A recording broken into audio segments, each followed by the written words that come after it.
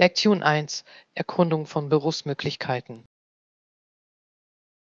Ich habe kürzlich von einer Stelle als Organist in einer Kirche erfahren. Das klingt faszinierend. Da muss jede Menge musikalisches Talent mitwirken. In der Tat, stellen Sie sich vor, jeden Sonntag wunderschöne Kirchenlieder zu spielen. Das wäre sehr erfüllend. Ruf, spielen Sie selbst ein Instrument. Ich spiele ein bisschen Klavier, bin aber kein Organist. Und du?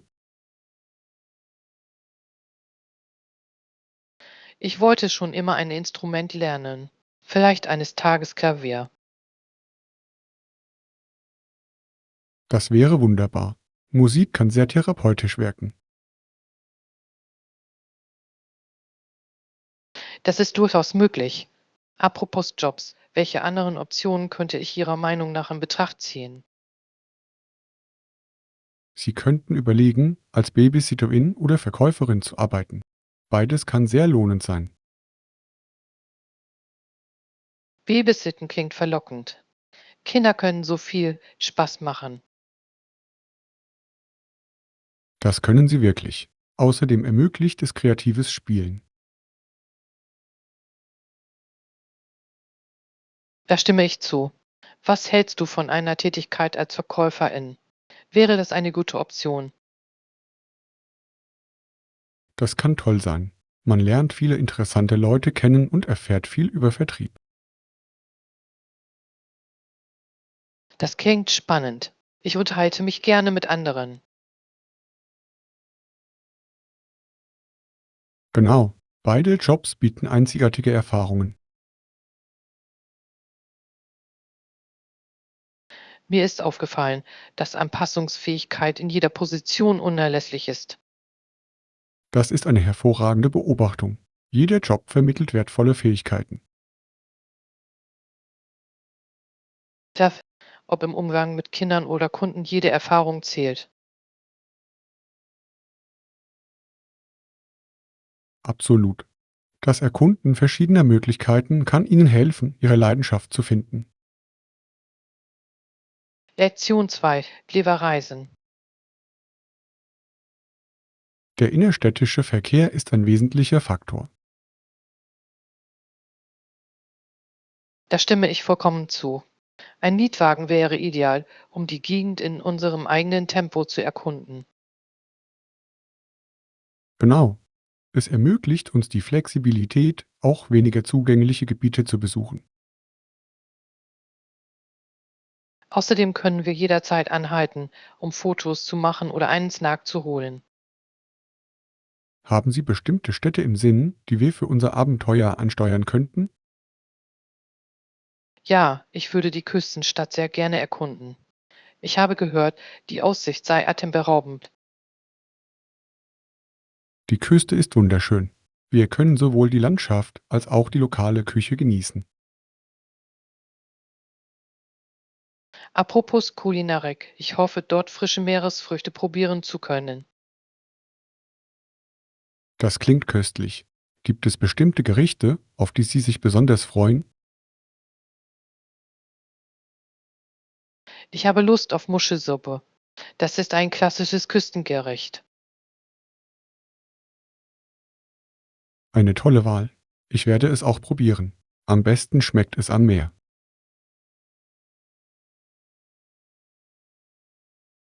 Ruf, welche Jahreszeit halten Sie für die ideale Reisezeit?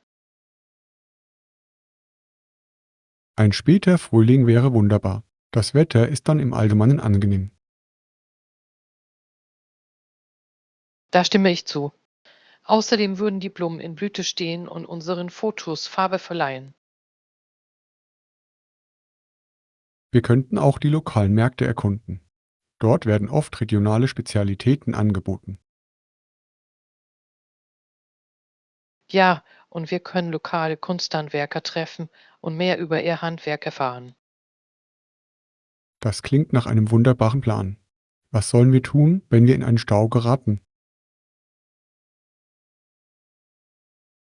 Wir können auch weniger frequentierte Routen erkunden. Vielleicht entdecken wir dabei verborgene Schätze.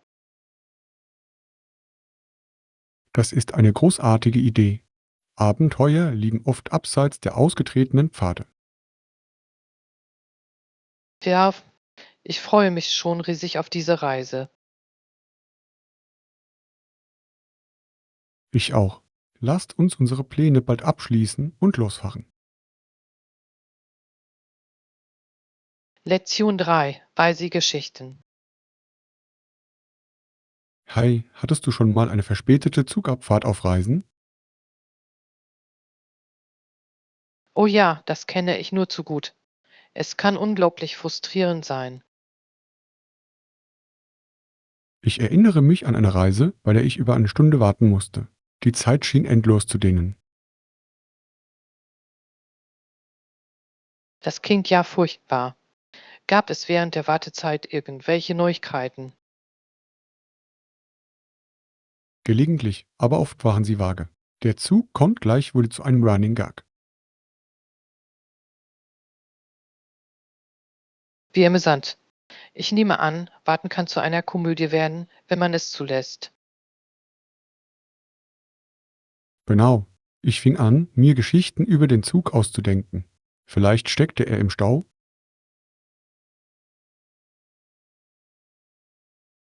Das ist wirklich clever. Fantasie kann Langeweile in Unterhaltung verwandeln. Ich habe auch schon beobachtet, wie Menschen zur Ablenkung zu ihren Handys greifen.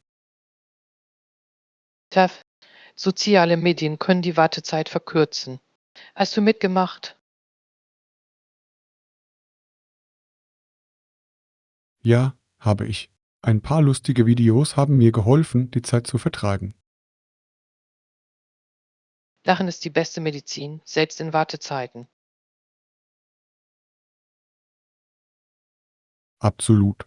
Wo wir gerade von Verspätungen sprechen, haben Sie irgendwelche Reisetipps, wie man damit umgehen kann? Ich packe immer ein Buch oder ein Putze ein.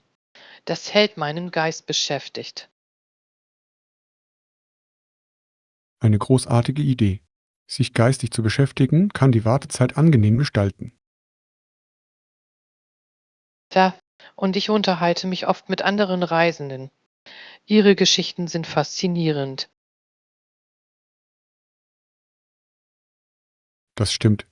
Aus neuen Bekanntschaften können unerwartete Freundschaften entstehen.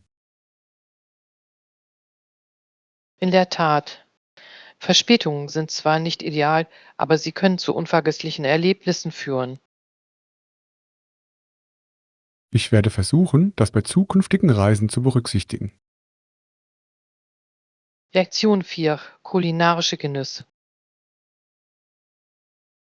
Perfekt. Ich kenne ein charmantes kleines Café mit köstlichen Sandwiches und Gebäck. Das klingt herrlich. Ich habe immer Lust auf gutes Essen. Sie werden es lieben. Die Sandwiches werden frisch mit handwerklich hergestelltem Brot zubereitet. Handwerklich hergestelltes Brot. Jetzt bin ich ganz Ohr. Welches Sandwiches bieten Sie denn an? Sie haben eine fantastische Auswahl. Eines meiner Lieblingsgerichte ist Truthahn mit Preiselbeeren. Truthahn und Preiselbeeren. Das klingt nach einer perfekten Kombination. Das stimmt wirklich. Die Süße der Cranberry gleicht die Salzigkeit des Truthahns aus.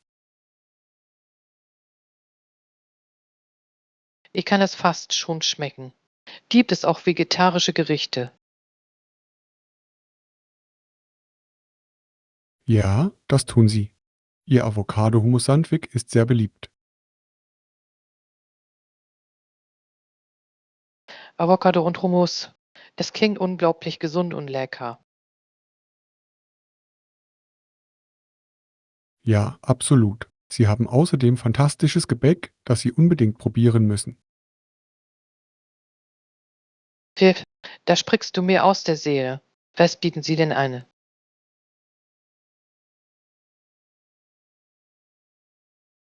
Ihre Schokoladencroissants sind legendär. Die Leute kommen von überall her deswegen. Schokoladencroissants. Schokolade. Da bin ich sofort dabei.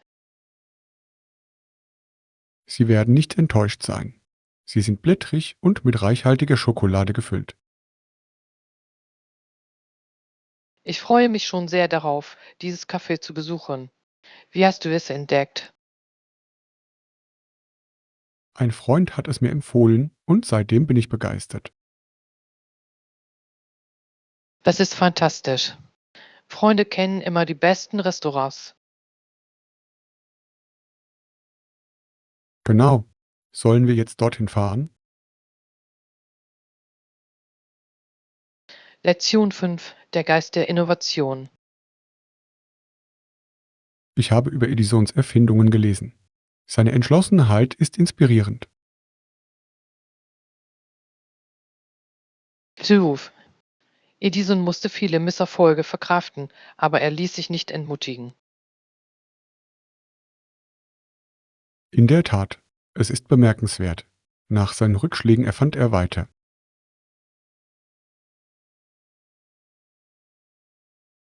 Was war seine nächste bedeutende Erfindung nach diesen anfänglichen Misserfolgen? Es war der Phonograph. Er veränderte die Art und Weise, wie die Menschen Musik erlebten. Das ist faszinierend.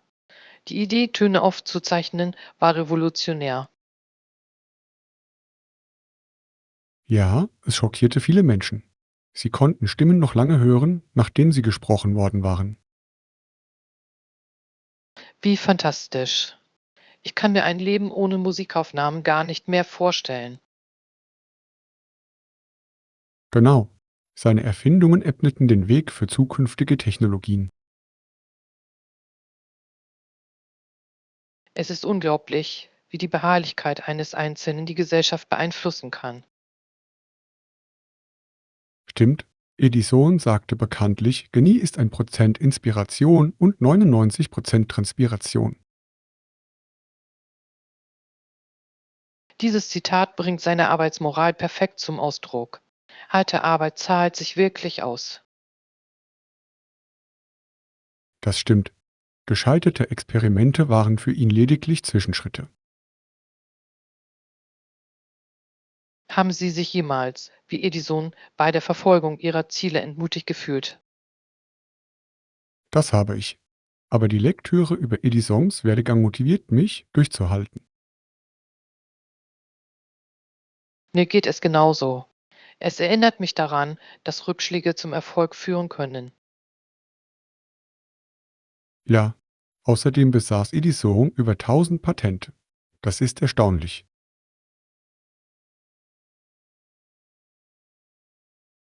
Seine Kreativität kannte keine Grenzen. Ich frage mich, was er heute erfinden würde. Moderne Technologie. Vielleicht intelligente Geräte oder sauberere Energielösungen. Das könnte die Welt verändern. Ich hoffe, etwas von diesem Erfindergeist in meine Arbeit einfließen zu lassen. Ich auch. Lasst uns gegenseitig inspirieren, weiterhin innovativ zu sein und Neues zu schaffen. Lektion 6: Jenseits des Scheins. Ist Ihnen schon einmal aufgefallen, wie oft Menschen jemanden nach seinem Aussehen beurteilen? Ja, das habe ich. Es ist ein durchaus faszinierendes und manchmal auch beunruhigendes Phänomen. Absolut. Manche Menschen wirken auf den ersten Blick sehr nett, können aber gemein oder grausam sein. Das stimmt absolut. Der Schein kann trügen. Es hält einen auf jeden Fall auf Trab. Ich erinnere mich an eine Begegnung mit jemandem, der freundlich wirkte, sich aber ganz anders verhielt. Das ist enttäuschend. Man sollte nicht nur nach dem Äußeren urteilen. In der Tat, wahrer Charakter zeigt sich oft in Taten und Worten. Da stimme ich vollkommen zu. Es lässt mich diejenigen mehr schätzen, die ein gutes Herz haben und aufrichtig sind. Wie sieht es mit Ihren ersten Eindrücken aus? Halten Sie diese für verlässlich? Obwohl sie aufschlussreich sein können, ziehe ich es vor, jemanden auch jenseits dieses ersten Eindrucks kennenzulernen. Das ist weise. Menschen offenbaren ihr Wahres sich oft erst im Laufe der Zeit, wenn man mehr mit ihnen interagiert. Tja, ich glaube, es ist unerlässlich, aufgeschlossen zu sein und nicht voreilig Schlüsse zu ziehen. Das erinnert mich an das Sprichwort, man soll ein Buch nicht nach seinem Einband beurteilen. Ein hervorragender Spruch. Er bringt die Idee, genauer hinzusehen, perfekt zum Ausdruck. Wie gehst du normalerweise auf neue Leute zu?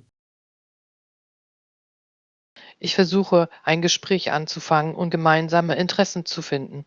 Das hilft, das Eis zu brechen.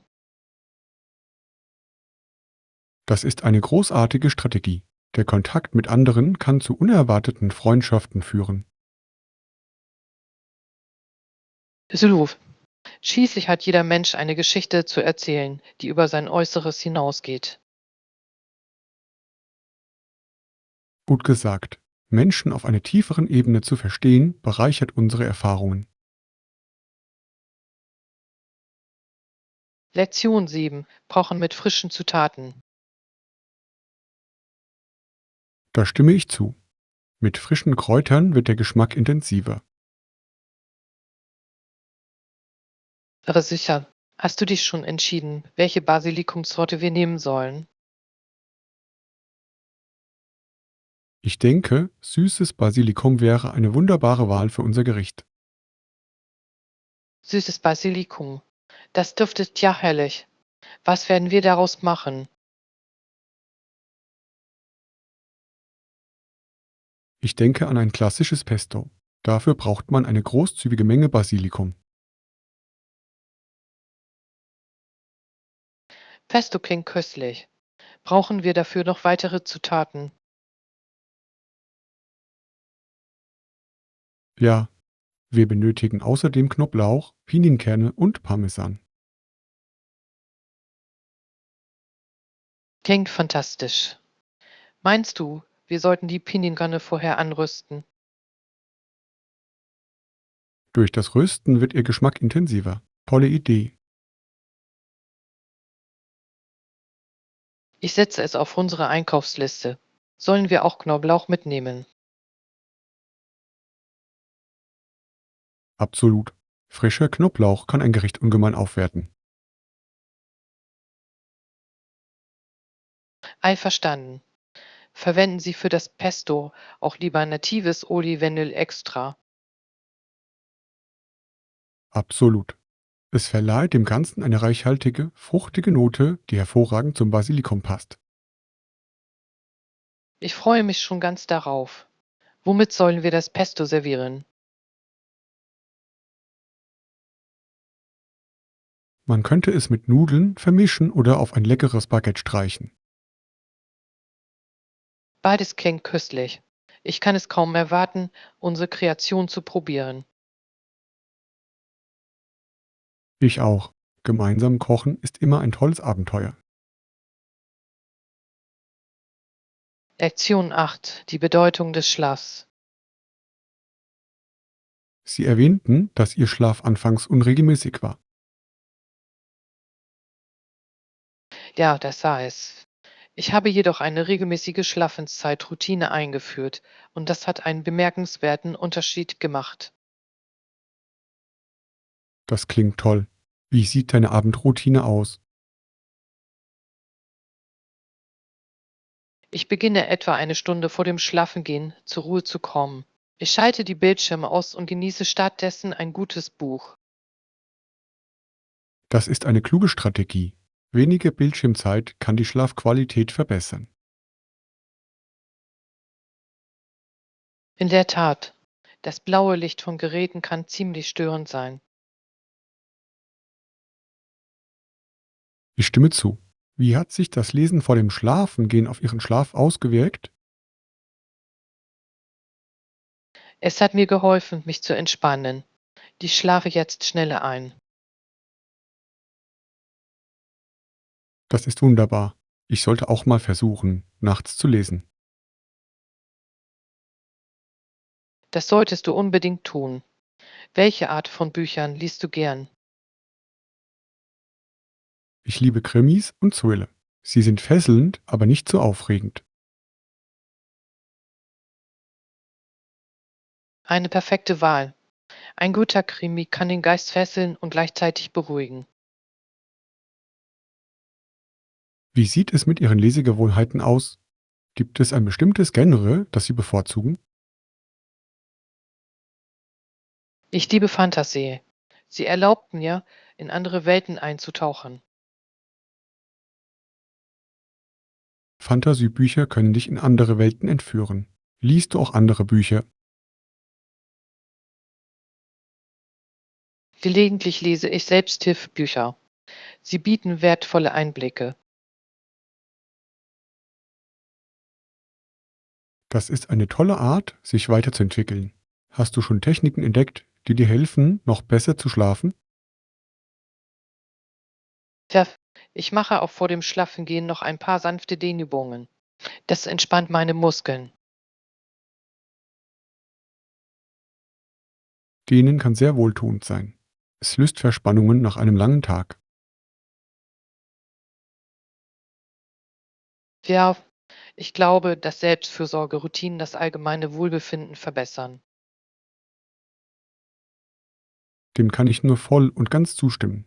Konstanz scheint der Schlüssel zur Entwicklung guter Gewohnheiten zu sein. Absolut. Jetzt wache ich jeden Morgen erfrischt auf und bin bereit für den Tag. Deine Routine klingt inspirierend. Ich werde definitiv einige dieser Strategien umsetzen. Lektion 9: Das große Keksabenteuer. Wir gaben den Teig telefellweise auf die Backbleche. Ja, wir müssen dafür sorgen, dass sie genügend Platz zum Ausbreiten haben. Absolut. Diese Portion sollte recht ergiebig sein. Welche Art von Chips verwenden wir?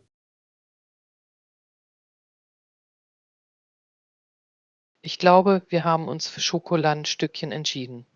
Die sind immer ein Heat. Schokoladenstückchen sind ein Klassiker. Ich würde vielleicht noch ein paar Nüsse für extra Knusprigkeit hinzufügen. Das ist eine tolle Idee. Nüsse können eine schöne Textur hinzufügen. Perfekt. Jetzt, wo wir alles vorbereitet haben, stellen wir den Timer auf 12 Minuten. Nur 12 Minuten. Das fühlt sich an wie eine Ewigkeit. Ich weiß, der Duft wird so verlockend sein. Was sollen wir tun, während wir warten? Wir könnten ein bisschen aufräumen oder unser nächstes Backerabenteuer planen. Die Planung klingt spannend. Vielleicht könnten wir als nächstes Brownies backen.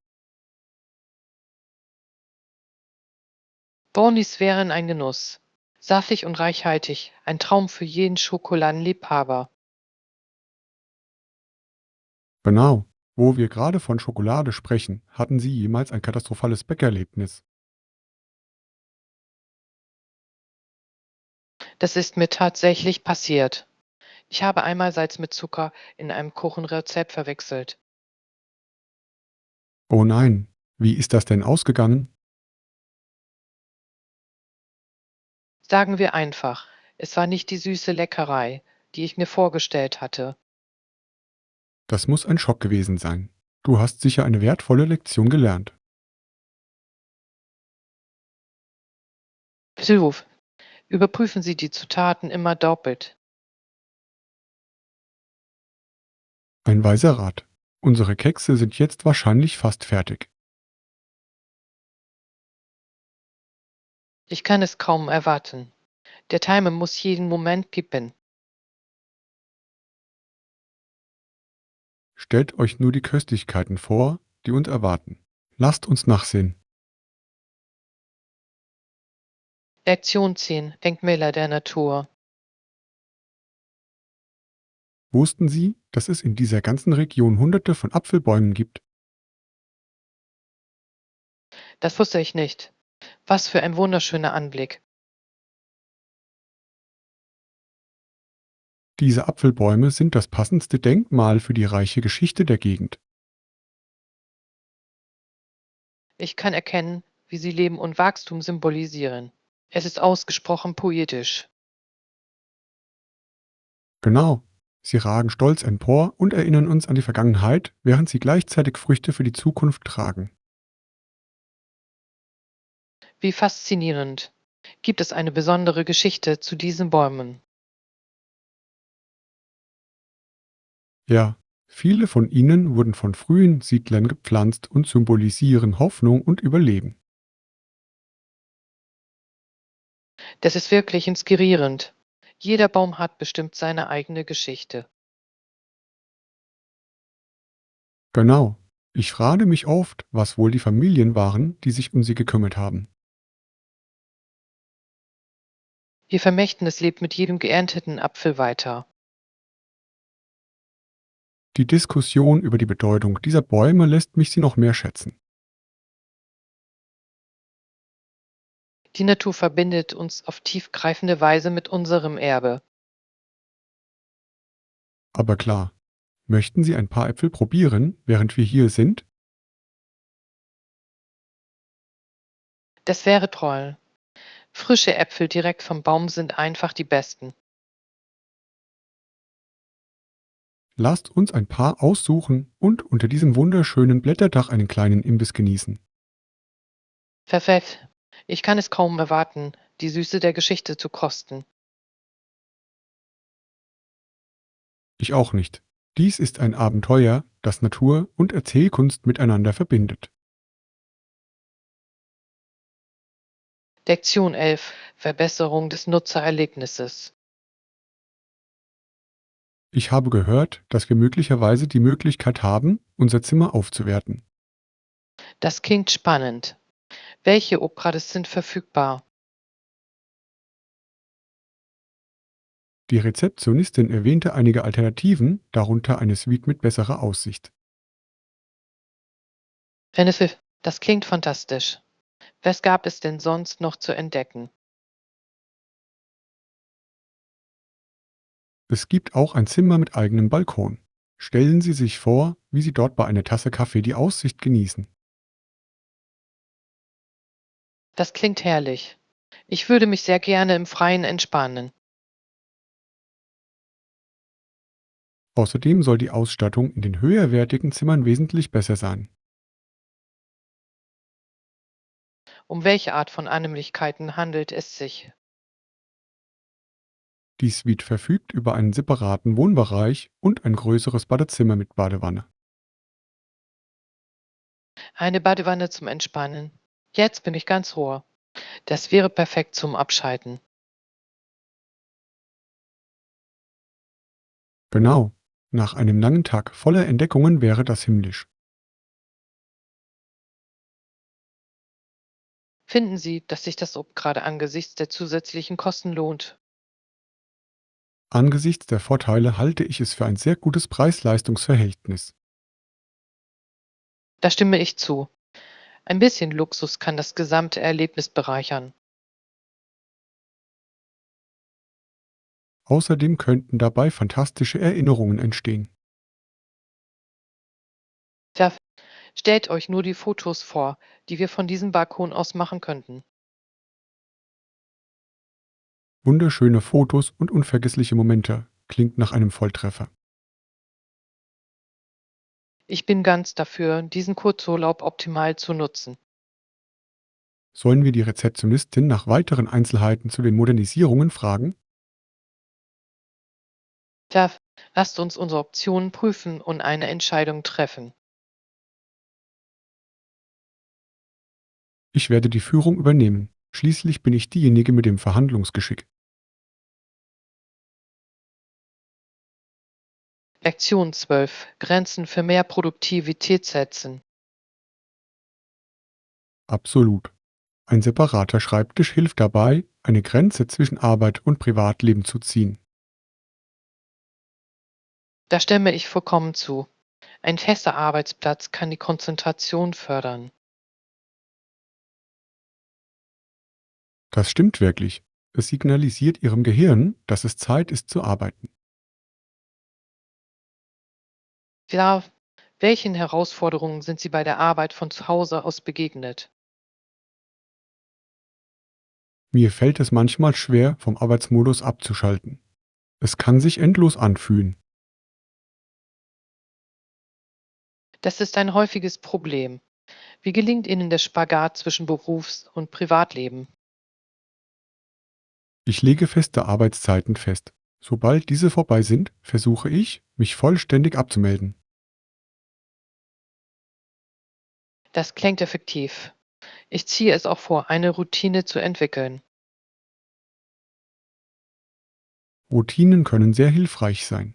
Wie sehen deine aus? Ich beginne meinen Tag üblicherweise mit einer Tasse Tee und etwas leichter Lektüre, bevor ich mich an die Arbeit mache. Ein schöner Anfang. Hast du ein bestimmtes Buch, das du gerne liest? Ich lese meistens etwas Motivierendes. Das gibt mir einen Energieschub für den Tag. Eine hervorragende Wahl. Ich werde vielleicht versuchen, das in meinen Morgen einzubauen. Das solltest du. Eine positive Einstellung schafft die Grundlage für Produktivität. Apropos Produktivität, haben Sie Tipps, wie man Ablenkungen minimieren kann? Ich nutze geräuschunterdrückende Kopfhörer. Das hilft mir, mich besser zu konzentrieren. Das ist clever. Musik kann auch eine konzentrierte Atmosphäre schaffen. Ja, ich höre gerne Instrumentalmusik beim Arbeiten. Ich bevorzuge Ambientklänge. Sie schaffen eine angenehme Kulisse, ohne abzulenken. Das klingt verlockend. Wichtig ist, herauszufinden, was für Sie am besten funktioniert. Absolut. Mit einem separaten Schreibtisch und guten Gewohnheiten kann die Produktivität enorm steigen. Lektion 13. Duty-Free-Angebote. Ich kaufe Schokolade und Parfüms immer in Duty-Free-Shops. Das sind ja tolle Angebote. Im Duty-Free-Shop gibt es doch wirklich super Schnäppchen, nicht wahr? Ja, das stimmt. Die Preise sind oft viel niedriger als in normalen Geschäften. So, welche Schokoladensorte wählen Sie normalerweise? Ich bevorzuge klassische Marken wie zum Beispiel Schweizer Schokolade. Sie ist immer ein Genuss. Schweizer Schokolade ist ein Klassiker. Ich genieße dunkle Schokolade mit fruchtigen Füllungen. Dunkle Schokolade ist edel. Haben Sie eine Lieblingsmarke? Ich liebe Marken, die frische, natürliche Zutaten verwenden. Sie schmecken einfach viel besser. Da stimme ich zu. Qualität macht den entscheidenden Unterschied. Und wie sieht es mit Parfüms aus? Ich liebe es, neue Düfte zu entdecken. Duty-Free-Shops haben oft exklusive Duftnoten im Angebot. Das stimmt. Ich probiere gerne verschiedene Parfüms aus, bevor ich mich entscheide. Das kann ein wahres Sinnesabenteuer sein. Haben Sie in letzter Zeit einen Lieblingsduft entdeckt? Ja, ich habe einen frischen Zitrusduft entdeckt. Er ist perfekt für warmes Wetter. Das klingt herrlich. Ich suche immer nach etwas Leichtem und Blumigem. Blumige Düfte sind herrlich. Sie können so belebend sein. Ja, ich kaufe mir oft einen neuen Duft als Reisesouvenir. Das ist eine wunderbare Idee. So bleiben die Erinnerungen lebendig. Du, jedes Mal, wenn ich es trage, erinnere ich mich an meine Reisen. Lasst uns vor unserem Flug noch den Duty-Free-Shop erkunden. Lektion 14. Kulinarische Abenteuer. Das klingt alles so appetitlich. Schau dir diese köstlichen Gerichte an. In der Tat, mir läuft schon beim Gedanken an die Aromen das Wasser im Mund zusammen.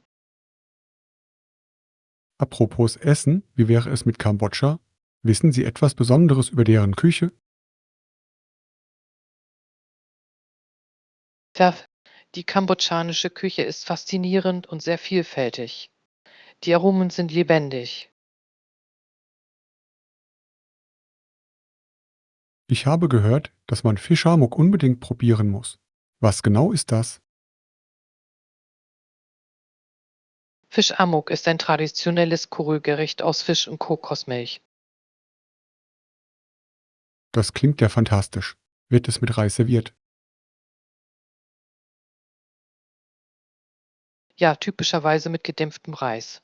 Es ist cremig und duftend, ein wahrer Genuss. Ich kann es mir nur vorstellen. Gibt es noch andere Gerichte, die wir unbedingt probieren sollten? Suf. Luklak ist ein weiteres fantastisches Gericht. Es besteht aus mariniertem Rindfleisch, das mit einer pikanten Sauce serviert wird. Das klingt nach einer leckeren Kostprobe. Ich liebe Gerichte mit kräftigen Aromen. Sie werden die Ausgewogenheit von süß und herzhaft in diesem Gericht zu schätzen wissen. Lecker. Das muss ich unbedingt probieren. Gibt es da irgendwelche besonderen Desserts? Ja, es gibt ein Dessert namens Num Ansum. Das ist ein Reiskuchen, der in Bananenblätter gewickelt ist. Das klingt verlockend. Ich liebe Desserts mit interessanten Texturen. Du solltest es unbedingt mal probieren. Es ist oft mit gesüßter Kokosnuss gefüllt. Gesüßte Kokosnuss. Jetzt habe ich meine Aufmerksamkeit. Ich liebe Süßigkeiten.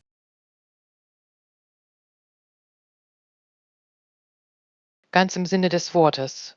Neue Speisen zu probieren ist immer ein Abenteuer. Lasst uns während unserer Erkundungstour die Augen nach diesen kambodschanischen Köstlichkeiten offen halten. Lektion 15. Teamarbeit und Unterstützung. Ich habe gerade die Aktualisierungen auf Ihrer Website überprüft. Alles sieht super aus. Das ist wunderbar zu hören. Ich weiß, dass Sie hart an diesen Änderungen gearbeitet haben. Absolut. Es ist beeindruckend, wie schnell Sie das Feedback umgesetzt haben. In der Tat. Die Benutzererfahrung scheint sich deutlich verbessert zu haben. Bei Fragen können Sie sich jederzeit über das Kontaktformular an uns wenden. Tja, das ist sehr hilfreich. Sag mir Bescheid, falls du bei deinem Teil Hilfe benötigst. Vielen Dank. Ich weiß das Angebot zu schätzen. Zusammenarbeit erleichtert vieles. Ja, Teamarbeit steigert oft Kreativität und Produktivität. Apropos Kreativität, haben Sie für unser nächstes Treffen schon Brainstorming-Techniken ausprobiert? Ja, habe ich. Min-Mapping kann eine unterhaltsame Methode sein, um gemeinsam Ideen zu entwickeln. Tolle Idee. Visuelle Darstellungen helfen oft dabei, Gedanken zu ordnen. Außerdem kann es zu unerwarteten Verbindungen führen. Ideen können freier fließen. Ich bin gespannt, was wir uns einfallen lassen. Das wird spannend. Wie wäre es mit einer lustigen Aktivität zum Auftakt des Treffens? Die Idee gefällt mir sehr. Ein kurzer Eisbrecher könnte alle einbeziehen. Da, vielleicht könnten wir alle bitten, eine aktuelle Erfolgsgeschichte zu teilen. Das klingt motivierend. Erfolge zu feiern kann eine positive Atmosphäre schaffen. Zuf, lasst uns die Tagesordnung finalisieren und versenden. Super. Ich erstelle jetzt einen Entwurf und schicke ihn Ihnen zur Rückmeldung. Lektion 16. Königliche Geheimnis entschlüsseln. Haben Sie sich jemals Gedanken darüber gemacht, wie schwierig es wäre, den Mord an einem Mitglied der königlichen Familie zu untersuchen? Das ist ein interessanter Punkt. Es steht unglaublich viel auf dem Spiel, sowohl politisch als auch gesellschaftlich. Genau. Es gäbe so viele Ebenen zu enthüllen, von Beweisen bis hin zu Motiven. Und inmitten all dessen kann die öffentliche Meinung die Angelegenheit noch weiter verkomplizieren. Genau. Haben Sie schon von Anna Andersung und ihren Behauptungen in Bezug auf die königliche Familie gehört? Tja, sie behauptete, Anastasia zu sein, die Tochter des letzten Zaren von Russland. Es konnte auch bewiesen werden, dass Anna Andersson nicht die echte Anastasia war. Tja, DNA-Tests lieferten schließlich Beweise, die ihre Behauptungen widerlegten. Es ist faszinierend, wie die Wissenschaft solche historischen Geheimnisse entschlüsseln kann. Sylvuf, die Leute wollten ihrer Geschichte vielleicht trotz der Beweislage glauben. Die Faszination königlicher Geheimnisse kann die Fantasie beflügeln, nicht wahr? In der Tat, es ist eine Mischung aus Tragödie, Intrige und der Suche nach der eigenen Identität. Was hat Ihrer Meinung nach die Menschen dazu motiviert, Annas Behauptungen zu unterstützen? Ich glaube, es war die Hoffnung auf einen verlorenen Erben, der zurückkehrt, um seine Vergangenheit zurückzuerobern. Dieses Gefühl kann sehr stark sein. Es schafft ein Gefühl der Verbundenheit mit der Geschichte. Tja, die Menschen lieben Geschichten über Überleben und Widerstandsfähigkeit, besonders im Königshaus. Darüber hinaus erregt das Drama um königliche Familien stets Aufmerksamkeit. Tja, ein königliches Geheimnis hält uns in Atem und fesselt uns. Nun verspüre ich den Drang, mehr über historische Persönlichkeiten des Königshauses und ihre Intrigen zu recherchieren. Lektion 17. Unterstützung lokaler Kunsthandwerker. Das ist eine wunderbare Möglichkeit, einzigartige Stücke zu finden und gleichzeitig die Gemeinschaft zu unterstützen. Da stimme ich vollkommen zu. Jedes einzelne Stück hat seine eigene Geschichte. Genau. Es ist ein befriedigendes Gefühl zu wissen, dass der eigene Kauf dazu beiträgt, dass lokale Kunsthandwerker ihren Lebensunterhalt bestreiten können. Tja, haben Sie schon etwas gesehen, das Ihnen ins Auge gefallen ist? Mir fiel ein Verkäufer auf, der wunderschön gefertigte Keramik anbot. Sie ist atemberaubend. Stifferlein, das klingt wunderbar. Handgefertigte Stücke verleihen ihnen so viel Charakter. Das stimmt. Hast du eine Lieblingsbastelart? Ich liebe handgefertigten Schmuck. Die filigranen Designs faszinieren mich immer wieder. Schmuck ist eine sehr persönliche Angelegenheit. Welche Stile gefallen Ihnen am besten? Ich bevorzuge minimalistische Designs, insbesondere solche, die natürliche Materialien einbeziehen. Von der Natur inspirierte Stücke sind stilvoll und zeitlos. Hinzu. Sie vereinen Eleganz mit einem Hauch von Einzigartigkeit. Du musst dir unbedingt den Schmuckstand dort drüben ansehen. Ich habe da ein paar wunderschöne Stücke gesehen. Das ist lokale Kunsthandwerker zu unterstützen, ist erfüllend. Außerdem ist es viel sinnvoller als der Kauf von Massenware. Da jeder Kauf fühlt sich an wie eine Verbindung zum Schöpfer. Genau. Haben Sie jemals einen Kunsthandwerker getroffen und seine Geschichte gehört? Ja, das habe ich. Es ist inspirierend, ihrer Leidenschaft und ihrem Engagement zuzuhören. Das wertet den Kauf ungemein auf. In der Tat, lasst uns auf Entdeckungstour gehen und ein paar Schätze mit nach Hause nehmen. Tolle Idee. Wer weiß, welche einzigartigen Stücke wir heute entdecken werden? Lektion 18. Den Wandel meistern. Es ist interessant darüber nachzudenken, wie wir ein Leben lang zusammenbleiben. Da, das stimmt. Ich glaube jedoch, dass sich Menschen im Laufe der Zeit manchmal verändern. Das stimmt absolut. Lebenserfahrungen können Menschen auf unerwartete Weise prägen. Wir, mit der persönlichen Weiterentwicklung können sich Prioritäten verschieben. Das leuchtet ein. Auch Beziehungen erfordern Anstrengung, sich an diese Veränderungen anzupassen. Zuruf.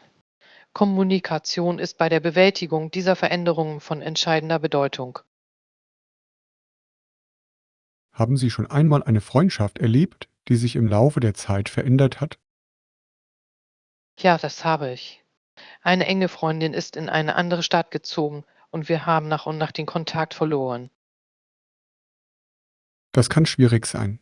Distanz verändert oft Beziehungen. Da, das stimmt. Ich schätze unsere gemeinsamen Erinnerungen immer noch sehr, auch wenn wir uns auseinandergelebt haben. Das ist eine gesunde Einstellung. Es ist wichtig, die Vergangenheit wertzuschätzen. Tja, auch wenn ein Neuanfang schmerzhaft sein kann, ermöglicht er doch neue Verbindungen. Neue Kontakte bringen neue Erfahrungen und Perspektiven mit sich, nicht wahr? Philosoph. Im Leben geht es darum, Veränderungen anzunehmen und gleichzeitig das Vergangene zu ehren. Gut gesagt. Wie gelingt es Ihnen, Ihre Beziehungen trotz der Veränderungen im Leben aufrechtzuerhalten? Ich versuche regelmäßig Kontakt aufzunehmen, sei es auch nur mit einer kurzen Nachricht. Der Kontakt zu halten zeigt, dass man sich kümmert. Diese kleinen Gesten zählen. Das stimmt wirklich. Es geht um Qualität, nicht um Quantität. Ich stimme zu. Jede Verbindung, unabhängig von ihrer Dauer, bereichert unser Leben. Tja, gemeinsam lernen und wachsen wir, auch wenn sich unsere Wege trennen. Das ist die Schönheit des Lebens, Veränderungen anzunehmen und gleichzeitig Erinnerungen zu bewahren.